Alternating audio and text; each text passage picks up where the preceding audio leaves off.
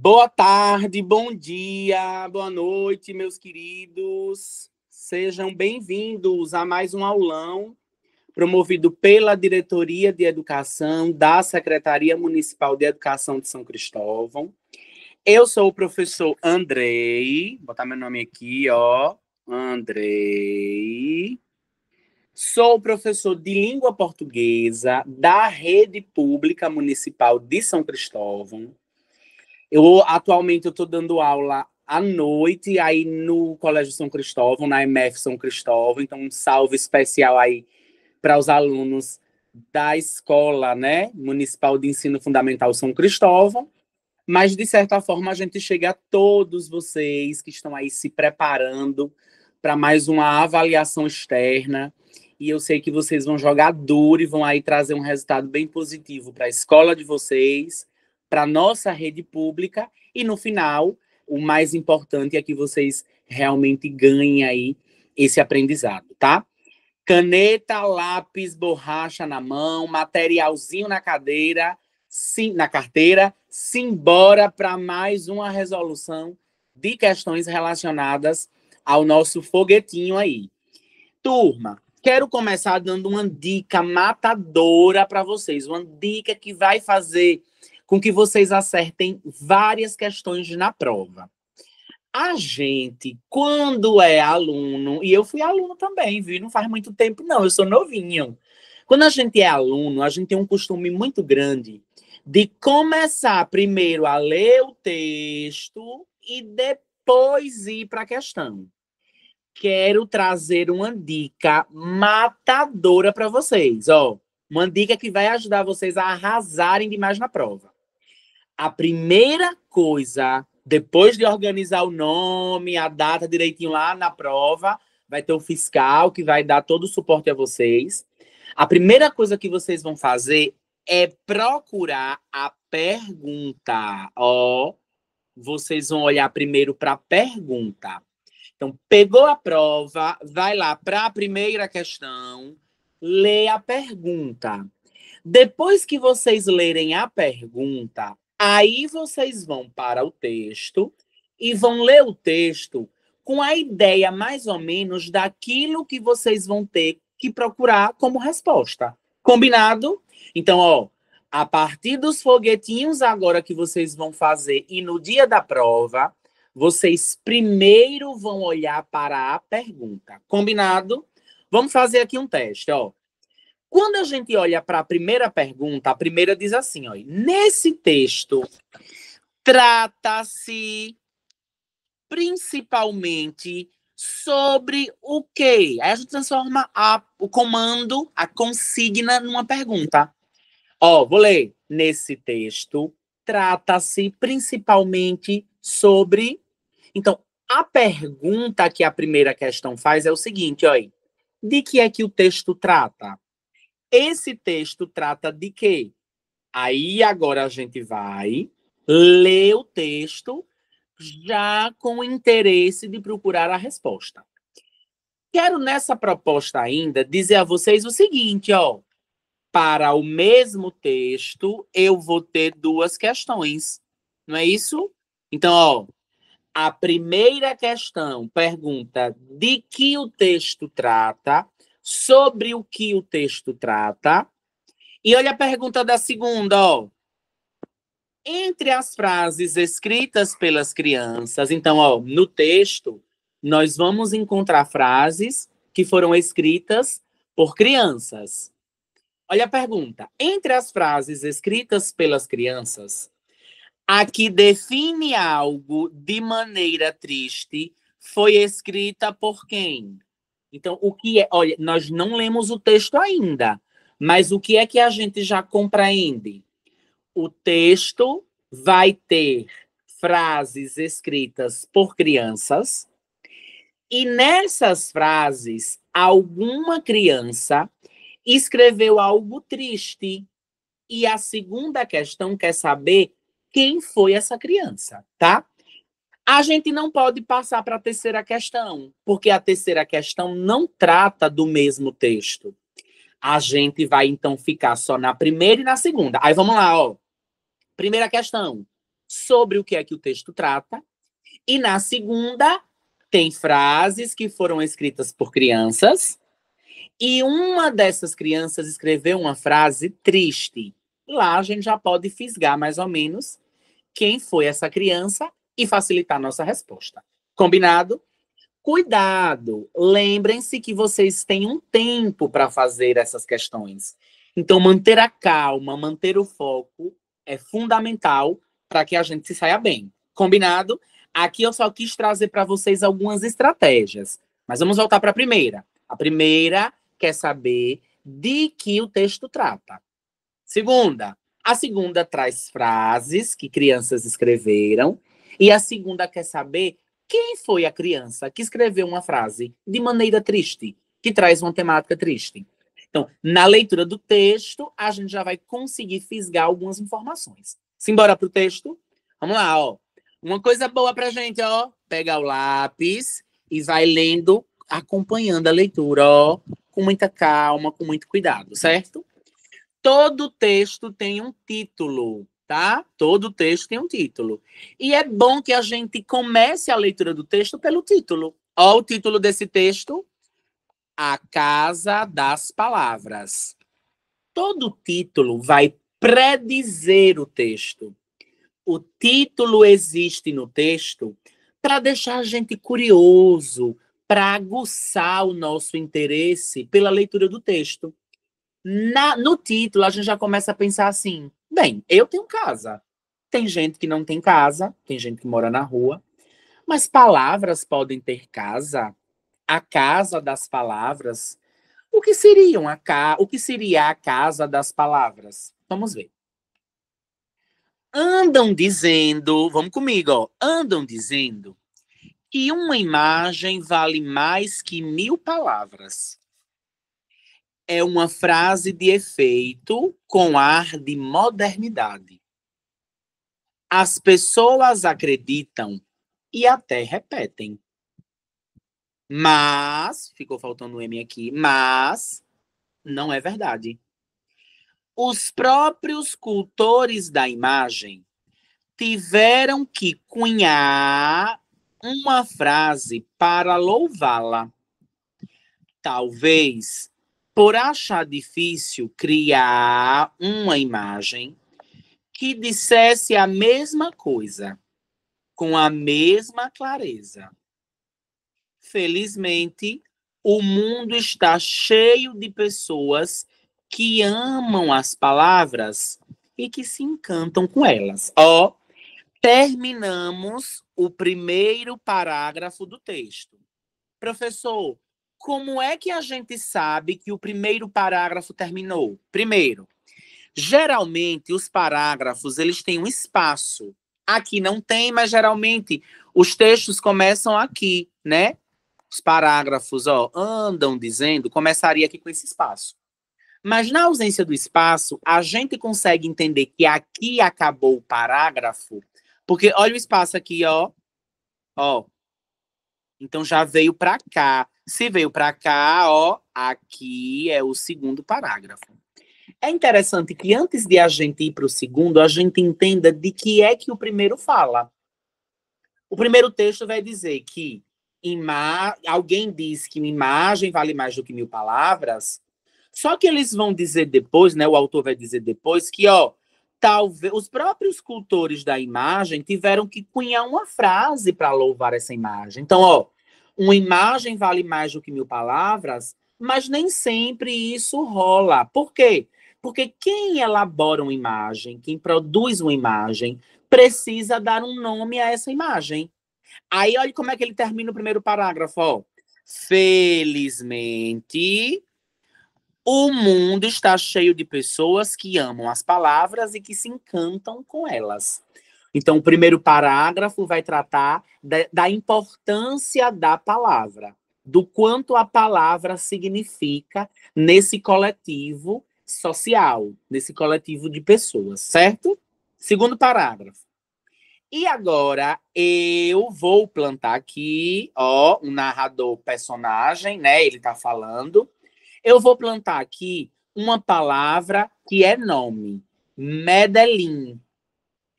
Eu estive lá e sei, é uma cidade que ama as palavras. Então veja aí, Medellín é uma cidade. Olha a informação que o texto traz. O narrador, inclusive, disse que estive lá. Eu estive lá. Lá representa um lugar. Ó, as palavras dando para a gente os sentidos do texto. E aí ele segue, ó. E dali me chega agora um encantador livro de palavras chamado Casa das Estrelas. Claro, todo livro é de palavras. Mas este, como explica seu autor, Javier Naranjo, surgiu como um jogo em que crianças do primário são crianças que estudam do primeiro ao quinto ano. São crianças lá do ensino fundamental, anos iniciais, que antigamente era chamado de primário. Crianças do primário eram convidadas a dar o significado de algumas palavras. O jogo durou vários anos. Ao fim, foi feita uma seleção. E do resultado final, eu transcrevo aqui algumas frases. Olha o que o segundo parágrafo diz pra gente, ó. Ele fala de um lugar para onde ele foi, né? E lá, nesse lugar, Medellín, ele conheceu um livro chamado Casa das Estrelas. E aí ele diz que esse livro surgiu como um jogo em que as crianças eram convidadas a dar significados para as palavras. O jogo durou vários anos e como o jogo durou por muito tempo, foi organizada uma seleção e o resultado ele coloca aqui, ó. Então, aqui agora é o resultado do jogo. E o que é que nós temos aqui agora? Nós temos palavras que foram definidas, olha a definição aqui, ó, definidas por crianças e a idade correspondente. Então vamos lá. Qual foi a definição de adulto? Pessoa que toda vez que fala, primeiro é dela. Andrés, 8 anos. Qual a definição de amor? É o que cada coração junta para dar alguém. Lina, 10 anos. Qual a definição de Deus? É o amor com cabelo comprido e poderes. Ana Milena. Qual é a definição de lar? É uma coisa que de repente se separa. Juliana Escobar, 10 anos. Qual a definição de mãe? A mãe é a pele da gente. Ana Milena, 5 anos. Qual a definição de tranquilidade? Por exemplo, que o pai diga que vai bater e depois diga que não vai mais. Blanca, 10 anos. Então, veja. Primeiro parágrafo falou sobre a importância das palavras. O segundo parágrafo disse como foi construído, como funciona um jogo. E esse terceiro parágrafo vai reunir as definições que as crianças deram para essas respectivas palavras. Aí vamos agora responder a primeira questão, ó. De que é que esse texto trata? Letra A. A criatividade para definir algo com palavras. Bonitinho, né? Se é bonitinho, ó, fiz um xizinho aqui no canto para eu ver se tem outro item mais bonito. Ou se não tiver outro item mais bonito, eu vou encontrar os erros dos outros itens para poder marcar esse como certo. Olha a estratégia, ó. Eu analiso os itens e encontro erros nos itens. Quando eu analiso os itens e encontro erros, a resposta correta aparece e eu marco. A letra A tá bonita. Lá eu tenho, sim, criatividade, que foi construída pelas crianças, para definir algo com palavras. Tá massa. Mas vamos ver. B. A invenção de um jogo? Não. O segundo parágrafo vai dizer que o narrador, em Medellín, encontrou um jogo. Mas o texto todo não fala sobre a invenção de um jogo. Então, letra B, eliminei. C.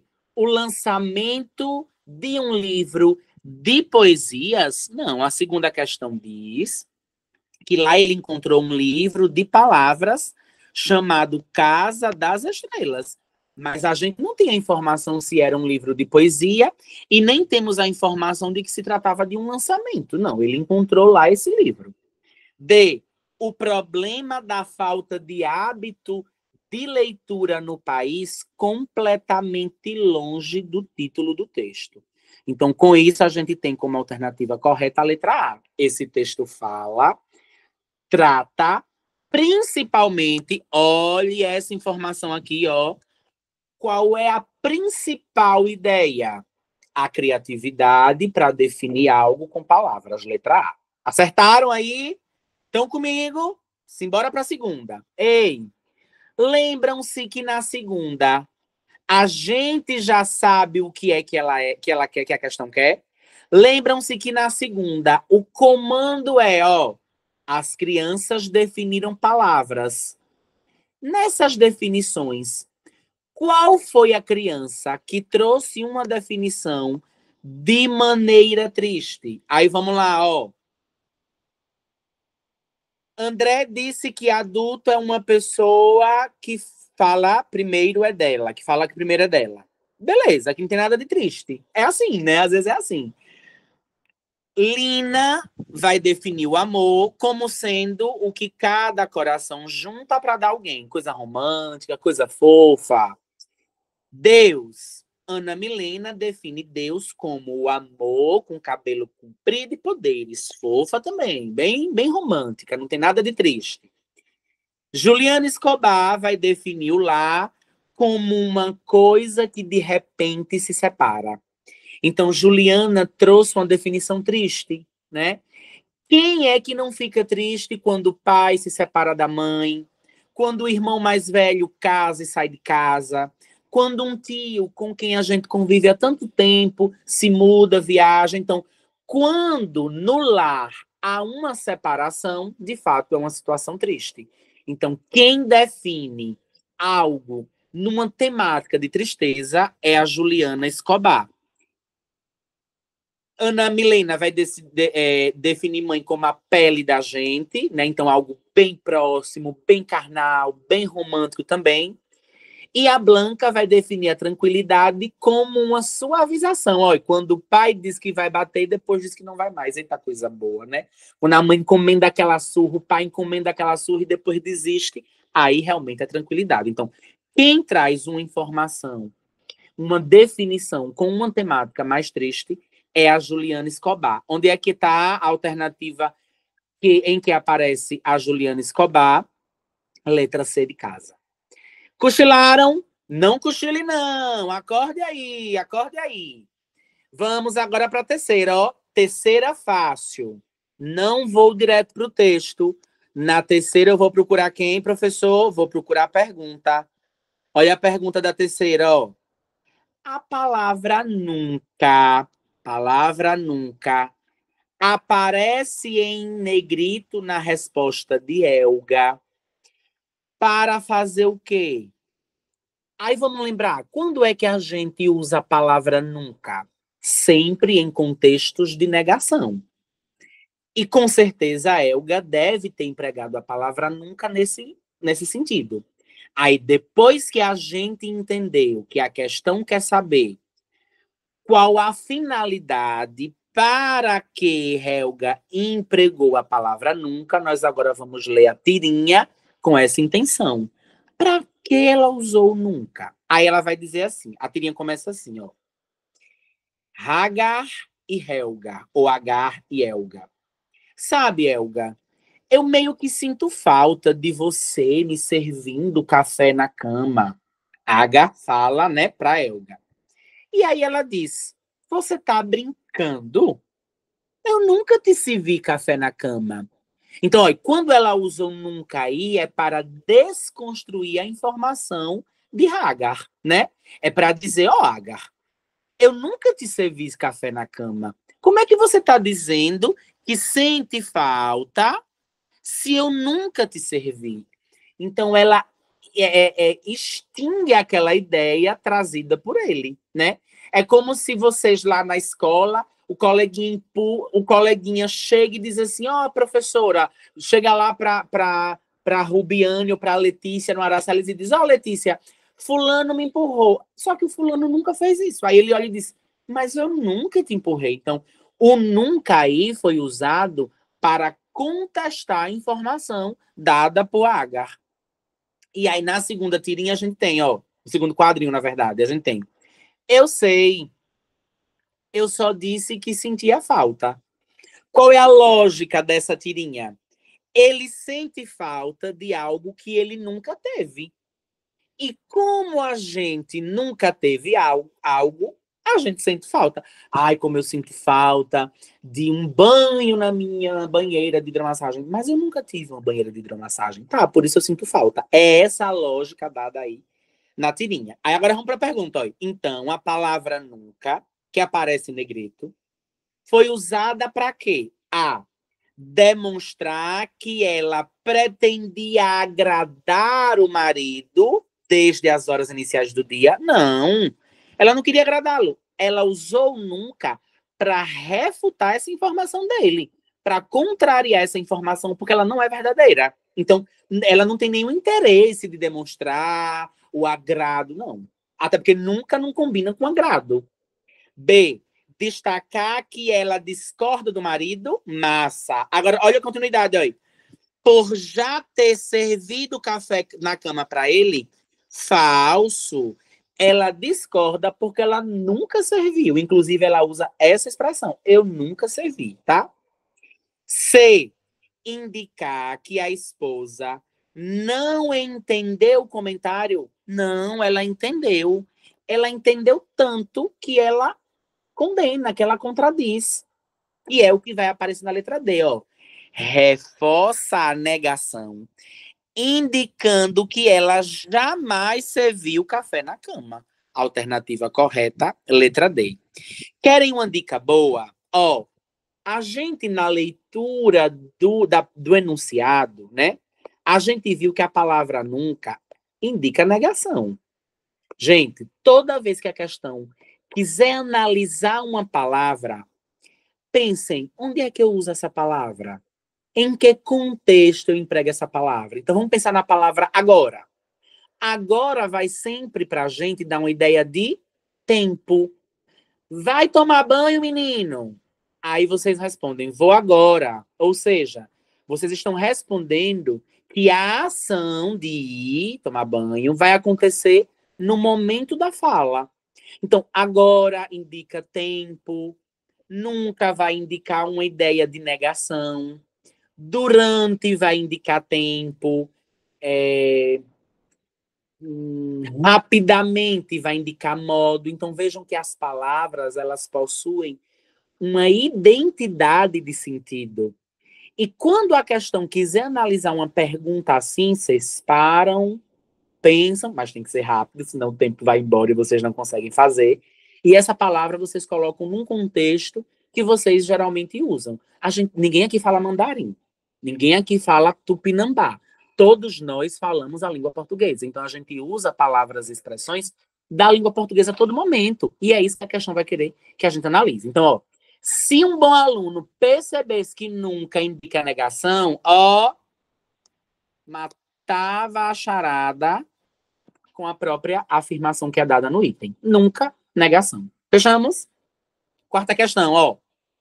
O que faz o texto ficar engraçado? Agora vamos, ó. Repara, ó. Cuidado. Quando a questão pergunta sobre ficar engraçado, ela quer saber qual é o humor do texto. Nem sempre. No texto, humor é aquilo que me faz morrer de rir, como uma piada que um amigo conta, ou como um meme que eu vejo na internet. O que é o humor que a questão quer saber de vocês? É a quebra de expectativa. Tem uma tirinha que eu gosto muito de usar que é assim. O rapaz está num restaurante com um conhecido e diz assim, eu agora vou fazer dieta. Ô, garçom, me vê aí um x-salada. Aí, o companheiro que está ao lado, né, o amigo que está ao lado, olha e diz assim, realmente ele vai fazer dieta. Porque ele está pedindo um x-salada. X-salada é super saudável. No terceiro quadrinho da tirinha, ele contradiz o garçom e diz assim, mas só uma informação, no lugar da salada, coloque bacon. É isso que gera o humor da tirinha, ou seja, a quebra de expectativa. O leitor dessa tirinha imagina que ele vai pedir um x-salada, que esse x-salada vai chegar e que ele vai ter uma refeição saudável. Mas quando ele pede que troque a salada pelo bacon, o X se transforma no X-bacon. Então, nada de alimentação saudável vai se configurar ali. É isso que causa humor na tira. Aqui, o processo é semelhante. A gente vai ter que buscar aquilo que dá um tom humorado à tira, ou seja, aquilo que quebra a expectativa da tira. Aí vamos para as alternativas. Ó. A esposa esperar o esposo para tomar café. É isso que faz com que a tira seja engraçada? Não. Vocês têm mãe, pai, às vezes tiveram uma mãe ou um pai convivendo juntos ou não, alguém na casa lá que convive junto. Um esperar o outro para tomar café. É humorado? Não. É uma ação do cotidiano. Então, isso não é o que causa a quebra de expectativa na tirinha. B. Helga não se importar com a reclamação? Não, ela se importa. Ela se importa ao ponto de refutar, de corrigir. Então, a letra B não responde. C. Helga ter se calado após o comentário? Ela se calou. Ela, é onde ela usa a palavra nunca, né? Então, é falso. Só resta pra gente a letra D. O Helga ter feito o desabafo em vão. Por que foi que o desabafo foi em vão? Porque quem lê a tirinha como nós vai imaginar assim: então ela servia e não serve mais? Quando ela contradiz dizendo, não, eu nunca servi. Aí a gente fica esperando, tá. Ele diz que sente saudade de uma coisa. Ela diz que nunca fez essa coisa. O que é que vem depois? Aí depois vem a grande quebra de expectativa. E é ele dizendo, eu sinto falta porque na verdade eu nunca tive. Então é isso que faz com que o humor exista na tira. Lembrar sempre, vou até colocar aqui para vocês colocarem aí no caderninho de vocês. Humor é quebra de expectativa. Fechado? Durmam não, acorde aí. Seguindo agora para a quinta questão. Já sabemos, não vamos ler o texto. Vamos partir primeiro para quem? Para a questão. Olha a quinta questão, ó. Na primeira estrofe, o nome de Maria Lúcia é comparado a quê? Então vejam, ó. Se tá falando de estrofe, eu já sei que o texto é um poema. Vamos lá lembrar? No poema, ó, o texto é escrito assim, ó. Ó, peraí que eu enganchei aqui e fiz uma coisa que não é o que eu quero. Ó no poema, ó. Aqui tá o caderno, né, ó. Quero fazer bem bonito para vocês aí arrasarem na prova. Ó, imagine que aqui é a folha do caderno de vocês, certo? O poema, ele é um texto que é escrito assim, ó. Ficou tortinho, mas vocês estão entendendo, tá? Ele é escrito bem centralizado. E aí o poema vai ter, ó, versos. Então, ó, versos, que é cada linha do poema, certo? E, ó, o conjunto desses versos nós vamos chamar de estrofe. Então, o poema, ele é centralizado na folha, ele não é aquele texto em parágrafos, e ele vai ser composto de versos, e o conjunto desses versos eu chamo de estrofe. A quinta questão pede que a gente olhe para a primeira estrofe. Então, ó, seguindo a divisão aqui desse texto, a primeira estrofe é esse bloco aí. E a quinta questão é muito óbvia, ó. Ele diz que Maria Lúcia é comparada a alguma coisa. Ao que se compara Maria Lúcia? Se compara Maria Lúcia com o quê? Teu nome, Maria Lúcia. Vou começar a leitura aqui, viu? Teu nome, Maria Lúcia, tem qualquer coisa que afaga. Como uma lua. Vou até voltar. Ó, Como uma lua macia brilhando a flor de uma vaga. Como é a palavra na língua portuguesa que compara? Vamos lembrar de como é que o como compara, ó. Andrei come como um leão. Andrei corre como um cão, né? O cachorro corre muito. Então, vejam, eu estou me comparando. Para que eu me compare, eu uso a palavra como. Então, quando na primeira estrofe ele diz que Maria Lúcia tem qualquer coisa que afaga como uma lua macia brilhando, ele compara Maria Lúcia a uma lua macia. Logo, Maria Lúcia comparada a quê? A uma lua macia, letra A. Não vou ler o restante para que a gente vá avançando, certo? Vamos para a sexta questão. Na sexta questão, vamos olhar para quem? Pergunta da sexta questão. Bora lá, ó. Pergunta da sexta, ó. Na sentença, ó, para a preservação dela própria, a expressão dela refere-se a quem? Então, eu vou ler o texto e no texto eu vou ter que procurar a palavra dela e vou ver a quem esse dela se refere. Ei, tem a sétima questão, que é do mesmo texto.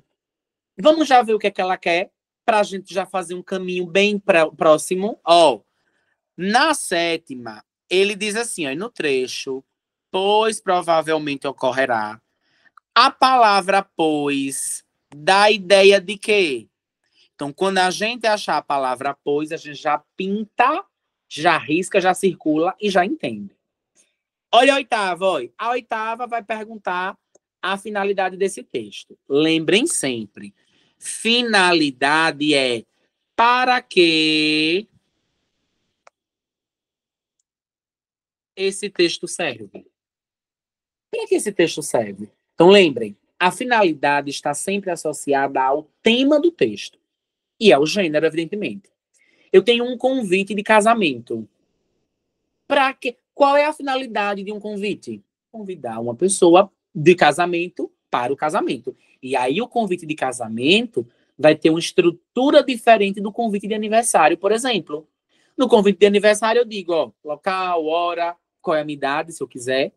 No convite de casamento a gente tem onde será realizada a cerimônia religiosa, se tiver o nome dos pais do noivo, o nome dos pais da noiva. Então, a finalidade é a mesma, chamar alguém, convidar alguém.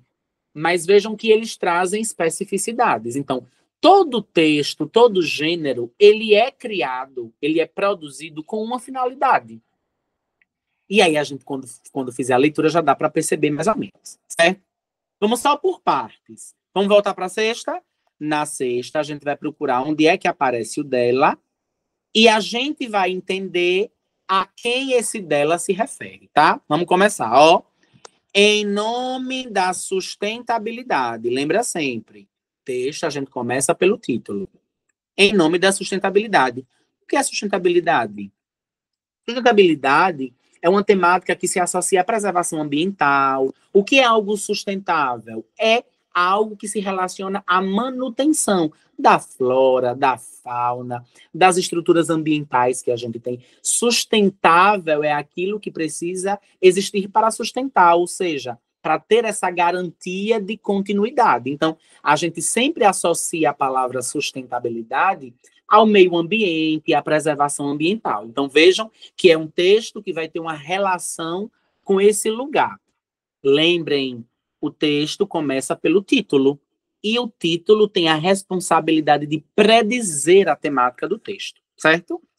Recentemente, entrou em vigor a lei que proíbe a distribuição de sacolas plásticas em supermercados. Algumas cidades, como São Paulo e Minas Gerais, adotaram essa medida a fim de preservar o meio ambiente e promover um maior índice de sustentabilidade. Então, ó, até aqui o texto vai falar de uma de uma lei que proíbe a distribuição de sacolas plásticas. Essa lei já foi adotada por algumas cidades, como São Paulo e Minas, né? E qual foi o interesse de essas cidades adotarem? O interesse de preservar o meio ambiente e promover uma maior sustentabilidade. Aí a gente continua, ó. É muito importante, gente, que vocês não leiam, vão correndo-se embora ler e não entendam o que foi dito. Então vejam que, ó, dei um fôlego na leitura, mas num dado momento eu parei e revisitei as sentenças, a ideia, para eu poder arrumar na minha cabeça o que é que está se estabelecendo aí. O texto, lembrem sempre, é um amontoado de vários sintagmas, né, de vários períodos. Então, é fundamental que eu faça a leitura indo e vindo. Com uma responsabilidade, vocês têm um tempo para isso. Então, é por isso que é importante a gente treinar a leitura. Leitura é uma habilidade, ler é uma habilidade. Então, quanto mais vocês leem, mais habilidade de compreensão vocês criam, certo? Então, ó, vai. Quando perceber que está enganchando, volta, arruma a ideia e continua. Com um detalhe. Aqui eu estou mastigando com vocês porque eu tenho tempo, e vocês também. Mas no dia da aplicação, não. Por isso a importância de os simulados já funcionarem na dinâmica de tempo, na construção de roteiro e de rotina para a resolução das provas. Fechado? Então, arrumamos a ideia, vamos seguir, ó. As sacolas plásticas são grandes vilãs do meio ambiente, tendo em vista que leva anos para elas desaparecerem, causando assim a degradação dos ecossistemas. Elas contribuem também de forma crucial para as enchentes, que ocorrem com frequência nos grandes centros urbanos. Então, ó, arrumando a ideia, sacolas plásticas são vilãs, porque, primeiro, demoram muito, levam anos para ir embora, para desaparecerem. Com isso, degradam os ecossistemas. Elas também promovem, ou melhor, contribuem para enchentes que ocorrem com frequência. Daqui agora, ó, a população vê a lei como uma forma de preservação da natureza e acredita que isso irá contribuir muito para a preservação dela própria. Achamos o dela própria. Então, eu vou voltar daqui, ó. A população vê a lei como uma forma de preservação da natureza e acredita que isso que a população vê a lei como uma forma de preservação da natureza e acredita que isso, ou seja, a dinâmica legal, a execução da lei, irá contribuir muito para a preservação dela própria. Quem é que vai ser preservada com a aplicabilidade da lei? A natureza. Então, ó, dela própria vai se referir à natureza. Portanto, na sexta questão, a gente tem, ó, como alternativa correta, a letra C, a natureza. Ó, a população vê a lei como uma forma de preservação da natureza e acredita que isso irá contribuir muito para a preservação dela própria. Concordam comigo? Pegadinha. Fiz para vocês prestarem atenção, ó. Olha a pegadinha aí, ó. Vou até apagar para a gente se ligar aqui, ó. Ó. A população vê a lei como uma forma de preservação da natureza. Então, repare, ó. A preservação da natureza já vai ser garantida pela lei. Aí, ó, a população vê a lei como uma forma de preservação da natureza. Então, a lei é o esquema que promove a preservação da natureza. E a população acredita que isso, ou seja, a adoção das medidas, a suspensão do uso da sacola, irá contribuir muito para a preservação dela própria. Quem é que acredita que a lei preserva a natureza? A população. Então, com a natureza sendo preservada pela lei, ela própria também será preservada. Ela quem? A população. Para encerrar, ó, a população vê a lei como uma forma de preservação da natureza. E a população acredita que isso, ou seja, esse esquema, né, de suspensão das sacolas, irá contribuir muito para a preservação dela própria. Gente, olha o referente próprio aí, de ênfase. Dela própria. Dela própria quem? Da população. Então, olha a pegadinha aqui, ó. Não é natureza, mas sim população. Peguei vocês. Peguei vocês. Aí, ó. Vamos agora ver se a gente acha o pois, viu? Vamos lembrar do pois, porque já respondemos a sexta. Aí, ó. Dela própria, que acha curiosa essa volta à moda antiga. A natureza vai achar algo curioso? Não. Quem é que acha algo curioso? Ela própria. Ela própria quem? A população, certo? Essa volta à moda antiga, quando cada família levava a sua sacola de casa. Em contrapartida, a indústria de plástico tende a perder muito, porque vão deixar de produzir, né? Com a adoção desta lei. Pois provavelmente ocorrerá redução na produção. Então, repare, olhe com que finalidade o pois foi usado. Ó. Em contrapartida, a indústria tende a perder muito, pois porque provavelmente ocorrerá a redução no número de sacolas plásticas fabricadas. Gente, pois na língua portuguesa, pois vai dar ideia de explicação. Pois dá ideia de explicação, certo? Então, ó, a indústria vai ficar chateada porque vai produzir menos. Então, é uma explicação para o fato de que a indústria vai ficar triste aí porque não vai produzir. Então, lembra sempre, pois vai dar ideia de explicação. Tranquilo? Com isso, ó, alternativa correta, letra C, tá? Vamos terminar para que a gente entenda qual foi a finalidade desse texto? Aí, ó, é notório que o foco dessa lei é exclusivo para a preservação do meio ambiente, em todos os aspectos. Atualmente, poucos municípios aderiram a essa onda de sustentabilidade, mas é possível que gradativamente todo o país adote esta medida, tornando assim, de ter vírgulas, o Brasil um país ecologicamente correto. Aí vamos, ó. A finalidade desse texto é o quê? Vamos lembrar? No primeiro momento, ele vai trazer a ideia de que existe uma lei e que essa lei proíbe a distribuição de sacolas plásticas em supermercados. E que algumas cidades, como São Paulo e Minas Gerais, já adotaram essa medida com o interesse de melhorar aí os aspectos de sustentabilidade. Depois o texto vai seguir dizendo por que é que as sacolas plásticas não merecem estar no mercado, porque elas são vilãs, né?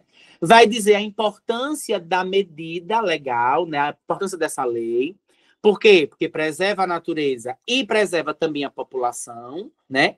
Só que alguém aí não vai ficar feliz, né? Que são as empresas que constroem, que elaboram, que criam essas sacolas, porque elas vão deixar de produzir e, consequentemente, vão deixar de faturar. Né? E aí o texto vai encerrar dizendo que, atualmente, poucos são os municípios que aderiram e que isso vai se dar de forma, desculpem, de forma gradativa. Oitava questão, ó. Qual é a finalidade? Finalidade, para que serve? E aí a gente lembra dos gêneros do discurso. Vamos lá, ó. Letra A. Esse texto tem o interesse de anunciar a aprovação de uma lei que proíbe a fabricação de sacolas? 2 erros. Esse texto não anuncia. Ele não é um anúncio. Ele não é uma campanha. Gêneros de campanha, de anúncio, têm a finalidade de anunciar. Primeiro erro. Segundo, a lei não proíbe a fabricação. A lei proíbe a distribuição de sacolas. Então, ó, essa letra A tá errada, falso. B, a finalidade desse texto é falar, ó, falar é um texto expositivo. Os textos expositivos são textos que expõem, que falam sobre algo. Esse texto é um texto expositivo, então ele fala. E ele fala sobre o quê? Sobre a lei de distribuição de sacolas plásticas. Beleza. É uma lei que vai proibir essa distribuição e que está aí no horizonte da distribuição de sacolas plásticas. Então, até agora, ó, fazer um pontinho pequenininho aqui, que a letra B tá bonitinha, né? Vamos ver se a gente acha erros nas outras ou se acha uma mais bonita. C. Descrever as etapas de composição. Aqui comigo, ó. Textos que descrevem etapas são textos instrucionais. Lembra lá de uma receita. O que é que a receita faz? Ela descreve etapas. Então, a receita vai fazer com que a gente faça o passo a passo e nesse passo a passo a gente tenha um resultado. Então, quem descreve etapa é texto instrucional. Receita, manual, beleza? Não é. E de demonstrar como as famílias produzem, quem produzem são as fábricas. Então, a alternativa correta, a letra B de bola, certo? Pulando para nona. O que faz esse texto ficar engraçado? Lembra? Humor é igual a quebra de expectativa. Então, a gente vai buscar na nona onde há quebra de expectativa, certo? Olha lá. Você ganhou 22 quilos desde sua última visita. Alguma coisa mudou na sua vida recentemente? A resposta de HI é não. Minha tripulação e eu capturamos um carregamento de doces, biscoitos, bolos e tortas. Mas fora isso, as coisas estão perfeitamente normais. O que é que torna esse texto humorado aí? A. Achar que comer um carregamento de doces é normal. Veja, quem está pesando, olha para ele e diz, veja, você teve aqui e você estava com peso. Agora você retorna e você ganhou 22 quilos a mais.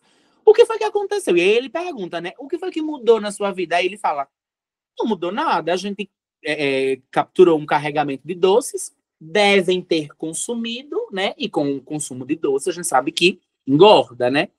Aí ele depois responde, ó, mas fora isso, tá tudo normal. O que é que causa humor na tira? Achar que comer um carregamento de doces é algo normal. B. Fazer uma consulta médica. Olha como a gente vai eliminando o que é absurdo. Fazer uma consulta médica é algo engraçado? É algo que produz humor?